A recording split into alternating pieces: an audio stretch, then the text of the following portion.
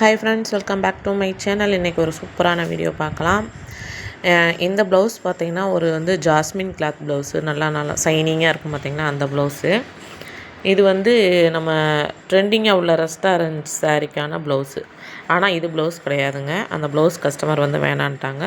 So நான் என்ன அவங்களுக்கு சஜஸ்ட் பண்ணேன் அப்படின்னா, இந்த பார்டர் கலர் இருக்குது பார்த்திங்களா, மெரூன் கலரு, அந்த கலரில் நீங்கள் ப்ளவுஸ் எடுத்து இந்த பார்டர் அட்டாச் பண்ணிக்கோங்க அப்படின்னு நான் சொல்லியிருந்தேன். சரி ஓகே, நல்லாயிருக்க மாட்டேட்டாங்க, சூப்பராக இருக்கும் அப்படின்னு சொல்லியிருந்தேன். சரின்ட்டு நான் தான் போய் இந்த கிளாத்துக்கு தகுந்த மாதிரி கிளாத் வாங்கி எல்லாமே ரெடி பண்ணிட்டேங்க. இப்போ அந்த பார்டர் அட்டாச் பண்ணதை பார்த்திங்களா, அது ஒரு பப் ஸ்லீவுக்கு தான் நான் அட்டாச் பண்ணியிருக்கேன். எப்படி நம்ம அட்டாச் பண்ணதே தெரியாத அளவுக்கு நான் நம்ம ஃபினிஷிங் தான் நீட்டாக இருக்கணும். ஸோ அதை எப்படி ஸ்டிச் பண்ணி அதே மாதிரி ஸ்லீவ் அண்ட் பேக்குமே எப்படி அட்டாச் பண்ணுறது அப்படின்ற வீடியோ இதில் நான் போட்டிருக்கேன். வீடியோ ஸ்கிப் பண்ணாமல் லாஸ்ட் வரைக்கும் பாருங்கள். இது பிகினர்ஸ்க்கு ரொம்ப யூஸ்ஃபுல்லாக இருக்குங்க. ஏன் அப்படின்னா, இப்போ சப்போஸ் யாராவது இந்த மாதிரி பார்டர் வச்சு ஸ்டிச் பண்ணி கொடுங்க அப்படின்னு கேட்டாங்கன்னா அவங்களுக்கு நம்ம தயங்காமல் ஸ்டிச் பண்ணி கொடுக்கலாம். ஸோ இந்த வீடியோ ஒன் டைம் நீங்கள் பார்த்தாலே போதும், நிறைய ஐடியாஸ் இருக்கும். ஸோ இந்த வீடியோவும் நீங்கள் ஒரு தடவை பார்த்துக்கோங்க. நம்ம வீடியோக்கு சப்போர்ட் பண்ணுங்கள். நம்ம சேனலை ஃபஸ்ட் டைம் பார்க்குறவங்க சப்ஸ்கிரைப் பண்ணிவிட்டு நம்ம சேனலை கூடவே பெல் பட்டனை கிளிக் பண்ணுங்கள். அப்போ தான் நான் அடுத்து போடுற வீடியோ உங்களுக்கு நோட்டிஃபிகேஷனாக வரும். கண்டிப்பாக வீடியோ பார்க்குறவங்க கமெண்ட் ஏதாவது பண்ணுங்கங்க ப்ளீஸ். கமெண்ட் பண்ணுங்கள், ஒரு லைக் போடுங்க, ஹைப் பட்டனை ஒரு கிளிக் பண்ணிக்கோங்க, அவ்வளோதான். இப்போ இந்த ப்ளவுஸில் நான் பார்த்தீங்கன்னா ஃபஸ்ட்டு ஸ்லீவ் தான் எடுத்திருக்கேன். ஸ்லீவில் லைனிங் வச்சு நம்ம நார்மலாக அந்த ஜாஸ்மின் ப்ளவுஸில் இப்போ பார்டருக்கு தனியாக அளவு விடணுமா அப்படின்னா அப்படியெல்லாம் தேவையே இல்லை. அவங்க எவ்வளோ அளவு கொடுத்துருக்குறாங்களோ அந்த அளவு லைனிங்கை வச்சு கட் பண்ணிவிட்டு அதையும் மெயின் பீஸில் வச்சு ஸ்டிச் பண்ணி ஃபினிஷ் பண்ணிடுங்க. அதுக்கப்புறம் நம்ம பார்டர் அந்த இதுக்கு மேலேயே, அதாவது அந்த ஸ்லீவுக்கு மேலேயே நம்ம ஸ்டிச் பண்ணிட்டோம்னா ஓகேவாக இருக்கும். இப்போ நான் அது ஃபுல்லாக ஃபினிஷ் பண்ணிவிட்டு எக்ஸஸாக உள்ள கிளாத் எல்லாமே கட் பண்ணி எடுத்துகிட்டு ஃபஸ்ட்டு நீங்கள் மார்க் பண்ணுறது என்ன அப்படின்னா, ஸ்லீவோட சுற்றளவு எவ்வளோன்னு மார்க் பண்ணிக்கோங்க. சப்போஸ் இது இந்த பார்டர் ஸ்லீவுக்கு ஆல்ரெடி நம்ம அந்த சாரியோட ப்ளவுஸில் கொடுத்துருக்குற பார்டரை தான் நான் வைக்க போகிறேன். பேக்குக்கும் ஸ்லீவுக்கும் கட் பண்ணி வச்சுட்டேன். இது ஸ்லீவுக்கு அவங்க கொடுத்துருக்குற பார்டரு. இது நல்லா ஒரு 5 இன்ச் வரைக்கும் இருந்துச்சுங்க இந்த பார்டரு. ஸோ அந்த பார்டர் அப்படியே கட் பண்ணாமல் அந்த டிசைனை அப்படியே நான் வைக்க போகிறேன். அந்த மேலே பார்த்தீங்கன்னா அந்த கோபுரம், அந்த லீஃப் டிசைன் இருக்குது பார்த்தீங்களா, அது வரைக்கும் நான் ஃபோல்டு பண்ணிக்கிறேன். இதில் இந்த கரை தெரிகிற மாதிரியே இதைங்க நான் ஸ்டிச் பண்ணியிருக்கேன். இன்னொன்று, இதை ஏன் ஸ்லீவோட சுற்றளவு நான் மார்க் பண்ணியிருக்கேன் அப்படின்னா, நம்மளுக்கு பார்டர் ரெண்டாக ஃபோல்டு பண்ணி 2 ஸ்லீவுக்குமே தேவை. ஸோ அந்த 2 ஸ்லீவுக்கு தேவைன்றனால அட்ஜஸ்ட்மெண்ட் பண்ணுற மாதிரி இருந்துச்சுன்னா இது மாதிரி ஜாயின் பண்ணி வச்சுக்கலாம். அதுக்காக தான் நம்ம ஸ்லீவோட சுற்றளவு மார்க் பண்ணிக்கிறேன் நான். இப்போ இதிலேருந்து நீங்கள் அப்படியே ஸ்டிச் பண்ணிகிட்டே வாங்க. அதே மாதிரி நம்ம அந்த ஸ்லீவோட எட்ஜில் நம்மளுக்கு கரெக்டாக அளவு கொடுத்துருக்குறதுல நம்மளுக்கு கரெக்டாக இருக்கணும். ஜாயின் பண்ணது தெரியக்கூடாது. ஸோ அதனால் அந்த கரையுமே நான் அப்படியே வச்சு தான் நான் ஸ்டிச் பண்ணிக்கிறேன். ஃபஸ்ட்டு கீழே முடிச்சிருங்க. அதே மாதிரி மெயினாக என்னென்னா, பார்டர் ஸ்டிச் பண்ணும்போது சுருக்கம் இருக்கவே கூடாதுங்க. அதுதான் மெயின். ஏன்னா நம்மளுக்கு அட்டாச் பண்ணியிருக்கிறாங்க அப்படின்றது தெரியாத அளவுக்கு தான் ஸ்டிச் பண்ணணும். சப்போஸ் தெரிகிற மாதிரி இருந்துச்சுன்னா நம்மளுக்கு பார்க்குறதுக்கு அசிங்கமாக, நம்மளை கேட்டுருவாங்க அட்டாச் பண்ணியிருக்கீங்களா அப்படின்னு. ஸோ அந்த மாதிரி தெரியாத மாதிரி சுருக்கம் இல்லாமல், ஏன்னா நம்ம ஒரு கிளாத்துக்கு மேலே ஒரு கிளாத்தை வச்சு ஸ்டிச் பண்ணும்போது உள்ளே கேப்பில் கொஞ்சம் லூஸ் விழுகிறதுக்கு வாய்ப்பு இருக்குது. ஸோ நீங்கள் என்ன பண்ணுறீங்க, நல்லா ஃபோல்டு பண்ணி கையெல்லாம் எடுத்து விட்டுட்டு அதுக்கப்புறம் நீங்கள் வச்சு நீங்கள் அந்த பீஸ் மேலே நீங்கள் ஸ்டிச் பண்ணிக்கோங்க. ஃபஸ்ட்டு நான் மேலே தான் நான் ஃபஸ்ட்டு அட்டாச் பண்ணுறேன். ஏன்னா அந்த கோபுரம் லீஃப் கரெக்டாக தெரிகிற மாதிரி இருக்கும். ஸோ அந்த இதனால ஃபஸ்ட்டு நான் அதை ஃபினிஷ் பண்ணிவிட்டு பேக் சைடு திருப்பிட்டு இந்த எக்ஸஸாக கிளாத் இருக்குது பார்த்தீங்களா, இதிலேருந்து நம்ம ஆம் ஹோல் கரெக்டாக அதை ஸ்டிச் பண்ணி எடுத்துகிட்டு மீதி உள்ள கிளாத்தை நம்ம கட் பண்ணி எடுத்துடலாம். முன்னாடியே நீங்கள் ஆம் ஹோல் கிட்டெல்லாம் நீங்கள் கட் பண்ணிவிட்டு அதுக்கப்புறம் ஜாயின் பண்ணிங்கன்னா அதுதான் நான் சொன்னேன் பார்த்தீங்களா, அந்த சுருக்கம்லாம் விழுகும், கேப் விழுகும். ஸோ நீங்கள் இது மாதிரி பார்டர் வச்சு ஸ்டிச் பண்ணிவிட்டு அதுக்கப்புறம் நீங்கள் எக்ஸஸாக உள்ள கிளாத்தை கட் பண்ணிட்டீங்கன்னா ஃபினிஷிங் உண்மையிலே நீட்டாக இருக்குங்க. இதை நான் ஃப்ரண்ட்டில் காட்டுறேன் பாருங்கள். நான் அட்டாச் பண்ணது உங்களுக்கு தெரியுதா இல்லையான்றதை நீங்களே சொல்லுங்கள். அந்த பார்டருக்கும் அதே மாதிரி நம்ம ஜாஸ்மின் கிளாத் எடுத்தோம் அப்படின்னா கரெக்டாக அக்யூரேட்டாக அந்த பார்டருக்கு மேட்சிங்காக எடுக்கணுங்க. இப்போ நான் ஏதாவது அட்டாச் பண்ணியிருக்கேன் தெரியுதா உங்களுக்கு, அவ்வளோ ஃபினிஷிங் சூப்பராக இருந்துச்சுங்க. நல்லா உத்து பார்த்தா மட்டும்தான் நம்மளுக்கு அந்த ஜாயின் கொடுத்தது தெரியும். இது முடிச்சுட்டு இதுக்கப்புறம் இதுக்கு மேலே நீங்கள் ஃப்ளீட்ஸ் பஃப் ஸ்லீவ்க்குரிய ஃப்ளீட்ஸ் எடுத்துக்கோங்க. இந்த ப்ளவுஸுன்னு இல்லை, இப்போ நார்மலாக நம்ம வந்து ஒரு சென்டரில் ஏதாவது ஒரு டிசைன் கொடுக்குறோம், வேறு கிளாத் கொடுக்குறோம் அப்படின்னா ஃபஸ்ட்டு நீங்கள் வந்து என்ன டிசைன் கொடுக்குறீங்களோ அதை வந்து சென்டர் பீஸில் என்ன கொடுக்குறீங்களோ அதை வந்து முடிச்சுருங்க. முடிச்சுட்டு லாஸ்ட்டாக நம்ம வந்து பஃப் ஸ்லீவ்க்கான ப்ளீட்ஸ் எடுத்துட்டா மட்டும்தான் கரெக்டாக இருக்குங்க. நம்ம முன்னாடியே எடுத்துகிட்டு அதுக்கப்புறம் அதில் டிசைன் கொடுத்தோம்னா ஏற்கனவே ப்ளீட்ஸ் எடுத்திருப்போம். ஸோ அதுலேயும் கிளாத் வந்து சுருக்கம் இருக்கும். நம்ம டிசைன் கொடுத்தோம்னா சென்டர் பாயிண்ட்டு கரெக்டாக கிடைக்காது.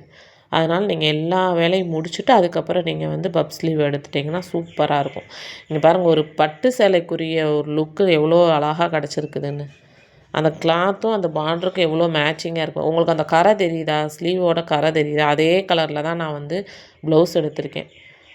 உண்மையிலே சூப்பராக இருந்துச்சுங்க. நீங்கள் suppose restaurants blouse sari stitch பண்ணுறீங்க அப்படின்னா இவங்க வந்து ஆன்லைனில் தான் பர்ச்சேஸ் பண்ணாங்க. ஸோ அந்த ப்ளவுஸ் வந்து நம்மளுக்கு கான்ட்ராஸ்ட்டாக அந்த பார்டர் கலரில் கிடச்சிருந்துச்சுன்னா சூப்பராக இருந்திருக்கும். ஆனால் அவங்க வந்து ஒரு லைட்டு ஆரஞ்சு ஷேட்லேயே தான் கொடுத்துருந்தாங்க. அது வந்து வேணாம் அப்படின்ட்டு இந்த இதில் எப்படி தைச்சா நல்லாயிருக்கும் அப்படின்னு கேட்டாங்க. நான் எடுத்த உடனே இதான் சொன்னேன், நான் வந்து இந்த கலர் எடுத்து அந்த பார்டர் அட்டாச் பண்ணிங்கன்னா வேறு லெவலில் இருக்குங்க, உங்களை கேட்காத ஆளே இல்லை அப்படின்னு. சரி ஸ்டிச் பண்ணி கொடுத்துருங்க உங்கள் இஷ்டம் அப்படின்ட்டாங்க. கஸ்டமரை பொறுத்த வரைக்கும் நம்ம இஷ்டத்துக்கு கொடுத்துட்டாங்கன்னா அது அவ்வளோ சந்தோஷங்க. ஏன் அப்படின்னா நம்ம ரசித்து ஸ்டிச் பண்ணுறதுக்கு அவ்வளோ எனக்கு அப்படி தான் இருக்கும். உங்கள் இஷ்டம் அப்படின்ட்டாங்களா, நான் என்ன ஸ்டிச் பண்ணலாம், எப்படி தைக்கலாம், எப்படி டிசைன் கொடுக்கலாம், அந்த மாதிரி தான் எனக்கு தோணும். உங்களுக்கு இது மாதிரி தோணுச்சுன்னா கண்டிப்பாக கமெண்ட் பண்ணுங்கள் நீங்களும். நெக்ஸ்ட்டு பார்ட் வந்து பேக் சைடு அதே மாதிரி தான் ஃபுல் அண்ட் ஃபுல் அந்த ஜாஸ்மின் கிளாத்லேயும் சைனிங் கிளாத்லேயும் நான் எல்லா பீஸுமே கட் பண்ணி எடுத்துட்டேன். நம்ம பார்டர் மட்டும்தான் அட்டாச் பண்ணுறது, வேறு ஒன்றுமே கிடையாது. அதே மாதிரி ஃப்ரண்ட்டில் நான் எந்த பார்டருமே நான் டிசைன் கொடுக்கலங்க, பேக்கும் ஸ்லீவ் மட்டும்தான். இப்போ இந்த ஸ்லீவ் முடிச்சுட்டு பேக் வந்து நான் ஸ்டிச் பண்ணிக்கிறேன். ஃபஸ்ட்டு வந்து நெக் பீஸை வந்து ஸ்டிச் பண்ணி எடுத்துக்கலாம். லாஸ்ட் வீடியோவில் ஒரு சூப்பரான ஒரு டிசைன், நார்மல் ஒரு டிசைன் நெக்கு தான், அதை வந்து எப்படி ஒரு பொட்டிக் ஸ்டைலில் எப்படி ஸ்டிச் பண்ணுறது அப்படின்றத நான் ஒரு வீடியோ போட்டிருக்கேன். கீழே வேணால் உங்களுக்கு அட்டாச் பண்ண, நீங்கள் போய் பாருங்கள். என்னோடய வீடியோ எல்லாத்துக்குமே நீங்கள் வந்து பார்த்து சப்போர்ட் பண்ணுங்கள். எது நல்லா இல்லைனாலும் பரவாயில்லைங்க, பிரச்சனை இல்லை. நீங்கள் கமெண்ட் பண்ணிங்கன்னா எந்த இடத்துல நம்ம மிஸ்டேக் பண்ணியிருக்கோம், எப்படி நம்ம சொல்லணும், இல்லை நம்ம சொல்கிற விதம் தப்பா, நம்ம ஸ்டிச் பண்ண விதம் தப்பா, அவங்களுக்கு வந்து வியூவர்ஸ்க்கு வந்து எப்படி லுக்காக நம்ம வந்து கொடுக்கணும் அப்படின்றது தெரிஞ்சுக்கலாம். அதுக்காகத்தான் சொன்னேன். நானும் இல்லை, நிறையா பேர் வீடியோ போட்டிருப்பாங்க. ஆனால் கமெண்ட் வந்திருக்கா, கண்டிப்பாக கமெண்ட் வந்திருக்கா, லைக் பண்ணியிருக்காங்களா அப்படின்னு தான் பார்ப்போம். வியூஸ் போகுதோ இல்லையோ, யாராவது கமெண்ட் பண்ணியிருக்காங்களா, நல்லா இருக்கா, ஒரு 10 வியூஸ் போனாலுமே அதில் ஒரு 2-3 கமெண்ட் இருந்தால் அது ஒரு சந்தோஷங்க. அதனால தான், வேறு ஒன்றுமே இல்லை. எல்லா வீடியோவுக்கும் நான் சொல்லத்தான் செய்கிறேன், இந்த வீடியோவுக்கும் சொல்கிறேன். கண்டிப்பாக என்னோடய சேனலை பார்க்குறவங்க கமெண்ட் பண்ணுங்கள், ஒரு தம் சிம்பிள் கூட கொடுங்க, ஒன்றும் பிரச்சனையே இல்லை.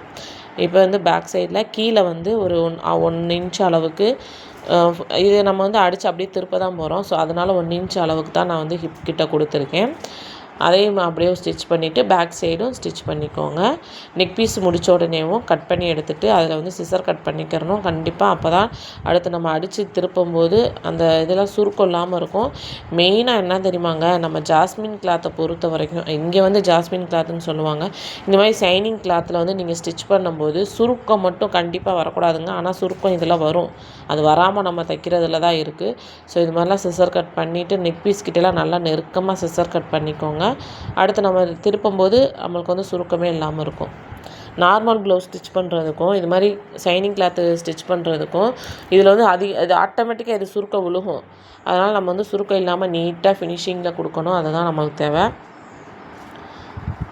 இப்போ அப்படியே நம்ம வந்து அப்படியே லைனிங்கை வந்து பார்க்க வச்சு திருப்பிட்டு அப்படியே நம்ம வந்து மேலே ஒரு ஸ்டாப் ஸ்டிச்சு போட்டுடலாம்.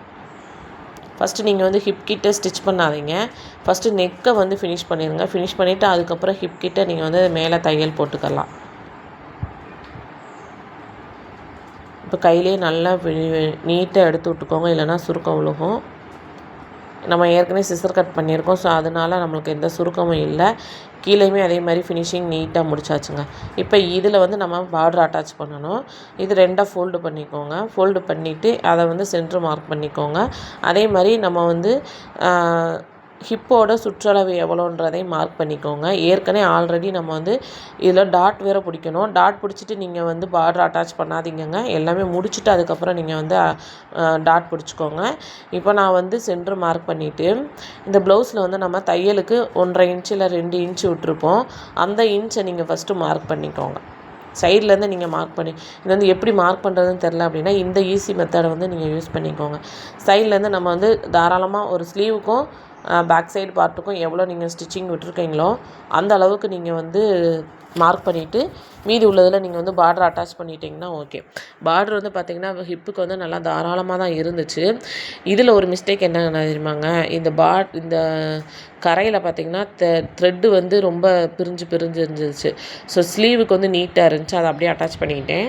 பேக் சைடு வந்து கொஞ்சம் பிரிஞ்சிருந்தனால அதை அப்படியே ஒரே ஒரு ஃபோல்டு, ஏன்னா அது வந்து கிளாத் வந்து பார்டர் இருக்கிறனால பிரியாது. ஆனால் அந்த நூல் வந்து இந்த நெரடுன்னு சொல்லுவோம் பார்த்திங்களா, அந்த மாதிரி இருந்துச்சு. அதனால் நான் அது வேண்டாம் அப்படின்ட்டு ஃபோல்டு பண்ணி அப்படி ஸ்டிச் பண்ணிக்கிட்டேன்.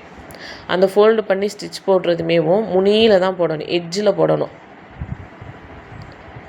ஏன்னா அதிலே தான் நம்ம அடுத்த தையல் போட போகிறோம். ஸோ எட்ஜில் மட்டும் போட்டுக்கோங்க. இது மாதிரி போட்டுட்டு மேலே உள்ளதை அப்படியே ஃபோல்டு பண்ணி அதே மாதிரி இங்கேயும் அந்த லீஃப் டிசைன் இருக்குல்ல, அதை அப்படியே ஃபோல்டு பண்ணி நம்ம ஸ்டிச் பண்ண போகிறோம். இப்போ நான் அப்போ அதை சொன்ன மாதிரி தையலுக்கு நீங்கள் எவ்வளோ விட்ருக்கீங்க அப்படின்றத பார்த்துக்கோங்க. இந்த ப்ளவுஸோட சுற்றளவு பார்த்திங்கன்னா 9.5 இன்ச்சுங்க. அந்த 9.5 இன்ச்சு ஃபஸ்ட்டு நீங்கள் வந்து மார்க் பண்ணிடாதீங்க. ஏன்னா நெக்ஸ்ட்டு நம்ம வந்து டாட் வேறு பிடிக்கணும். டாட்டுக்கு நம்ம வந்து 1 இன்ச்சு விட்ருப்போம். அந்த 1 இன்ச் மார்க்குமே தேவை. இது எல்லாமே குழப்பம். நீங்கள் வேறு எதுவுமே கன்ஃபியூஸ் பண்ண வேண்டாம். ஸ்டிச்சிங்க்கு எவ்வளோ விட்ருக்கீங்களோ அந்த அளவுக்கு மட்டும் நீங்கள் மார்க் பண்ணிக்கோங்க. அதுதான் ஹிப்போட சுற்றளவு. கரெக்டாக நம்ம வந்து பார்டர் அட்டாச் பண்ணதுக்கப்புறம் நம்மளுக்கு கரெக்டாக கிடைக்கும். இப்போ இதில் பார்டர் வச்சிங்கன்னா நம்மளுக்கு லென்த்து கூடுதலாகவே தான் கிடைக்கிது. ஸோ அதை அப்படியே வச்சு ஸ்டிச் பண்ண போகிறோம். அதே மாதிரி ஃபஸ்ட்டு ஸ்டிச் பண்ணும்போது இதுக்கு முன்னாடி சொன்ன மாதிரி கீழே தான் ஃபஸ்ட்டு ஸ்டிச் பண்ணணும். அந்த எட்ஜில் கரெக்டாக நம்ம மேலே எங்கே தையல் போட்டிருக்கோமோ அதே தையலில் தான் இப்போ போடுற தையலுமே இருக்கணும். அதுக்கு மேலேயே அந்த தையல் போட்டுக்கோங்க. கொஞ்சம் தையல் வந்து பொடி தையலாக போட்டுக்கோங்க. ஏன்னா நம்ம 2 கிளாத் வச்சு அட்டாச் பண்ணுறோம் இல்லையா, ஸோ நம்மளுக்கு வந்து நல்லா இறுக்கமாக இருக்கும்.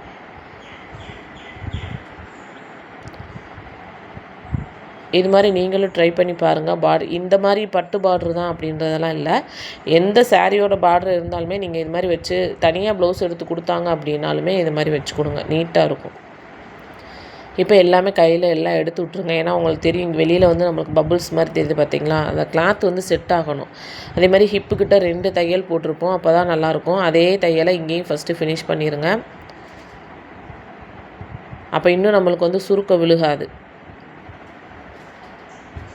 இதை முடிச்சுட்டு எக்ஸ்ட்ரா உள்ள கிளாத்தை கட் பண்ணி எடுத்துக்கலாம். பாருங்கள், எங்கேயாவது உங்களுக்கு சுருக்கம் இருந்துச்சுன்னா சொல்லுங்கள். நீட்டாக நம்ம வந்து ஸ்டிச் பண்ணிக்கணும். இப்போ அடுத்து வந்து பார்த்திங்கன்னா மேலே அந்த கிளாத்தை வந்து ஃபோல்டு பண்ணிக்கோங்க. நம்ம வந்து பார்ட்ரு வந்து நீங்கள் அட்டாச் பண்ணுறீங்க அப்படின்னா பார்ட்ரு எங்கே இருக்குதோ ஸ்டார்ட் ஆகுதோ அதிலேருந்து ஒரு 1/2 இன்ச்சுக்கு மேலே கிளாத் விட்டு கட் பண்ணுங்கள். அப்போ தான் இது மாதிரி சப்போஸ் நம்ம ஃபோல்டு பண்ணுற மாதிரி இருந்துச்சு அப்படின்னா டிசைன் வந்து போயிடக்கூடாது. அந்த பார்டரோட டிசைன் அக்யூரேட்டாக நம்மளுக்கு வந்து கிடைக்கணும். அதனால் நீங்கள் இது மாதிரி ஒரு 1/2 இன்ச் அளவுக்கு கிளாத் விட்டு கட் பண்ணிவிட்டு அந்த இதை அப்படியே ஃபோல்டு பண்ணி உள்ளே நம்ம வந்து செட் பண்ணிட்டோம் அப்படின்னா நம்ம பார்டரோட டிசைன் வந்து அப்படியே நம்மளுக்கு வந்து கிடைக்கும். அந்த ஃபோல்டிங்மேவும் கரெக்டாக நம்ம கொண்டு வரணுங்க. ஸ்டார்டிங்கில் நம்ம எப்படி நம்ம ஃபோல்டு பண்ணி தையல் போட்டோமோ அதே மாதிரி தான் எண்டு வரைக்குமே இருக்கணும்.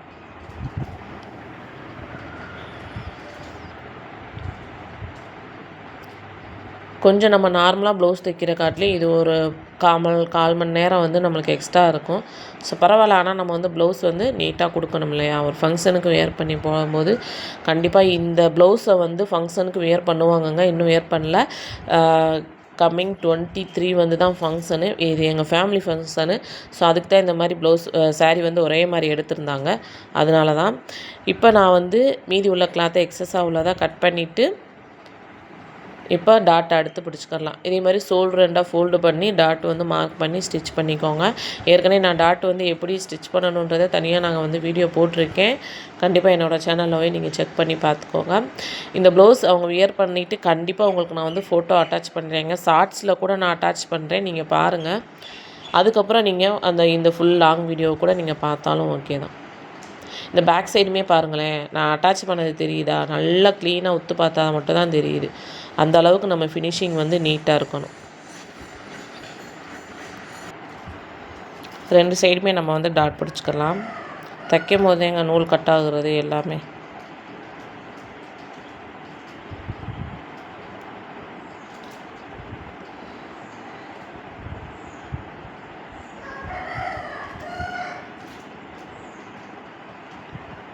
அவ்வளோதான், எங்கள் ப்ளவுஸோட ஃபினிஷிங் வந்து முடிஞ்சிச்சு. நீங்களும் கண்டிப்பாக இதெல்லாம் ட்ரை பண்ணி பாருங்கள் எப்படி இருக்குதுன்னு. டாட் வந்து 2 தையல் போட்டுங்க. அதே மாதிரி டாட் வந்து ஒரு 4 இன்ச் இருந்தால் நல்லா நீட்டாக இருக்கும். அதையும் ஃபினிஷ் பண்ணிக்கோங்க. இப்போ லைட்டாக நம்ம கையில் ப்ரெஸ் பண்ணாலே போதும் அந்த டாட்டுக்கிட்டலாம். ஏன்னா இது பட்டு கிளாத் மாதிரி இருக்குல்ல, ஸோ அதனால தான் அப்படி இருக்கும். இப்போ பாருங்கள் பேக் சைடு எவ்வளோ ஃபினிஷிங் நீட்டாக இருக்குது. எந்த ஒரு சுருக்கமும் இல்லை. நான் இதுக்கு நாட்டு எதுவுமே அட்டாச் பண்ணலைங்க. ஸ்லீவுமே உங்களுக்கு காட்டுறேன், லாஸ்ட்டாக பாருங்கள். சூப்பராக இருந்துச்சுங்க. உண்மையிலே எனக்கு ஸ்டிச் பண்ணும்போது ரொம்ப பிடிச்சிருந்துச்சி. கலர் வைஸ் சரி, அந்த பார்ட்ரு கொடுக்கும்போது நார்மலான ப்ளவுஸு தான், ஆனால் அந்த பார்ட்ரு கொடுத்ததுக்கப்புறம் எவ்வளோ அழகாக நீட்டாக இருக்குதுன்னு பாருங்கள். உங்களுக்கு இந்த வீடியோ ரொம்ப பிடிச்சிருக்குன்னு நினைக்கிறேன். பிடிச்சிருந்துச்சுன்னா லைக் பண்ணுங்கள். கண்டிப்பாக கமெண்ட் பண்ணுங்கள் எப்படி இருக்குதுன்னு. ஸ்லீவும் பேக் பார்ட்டும் எப்படி இருக்குன்றதை கண்டிப்பாக கமெண்ட் பண்ணுங்கள். நெக்ஸ்ட் வீடியோவில் பார்க்கலாம். பாய்.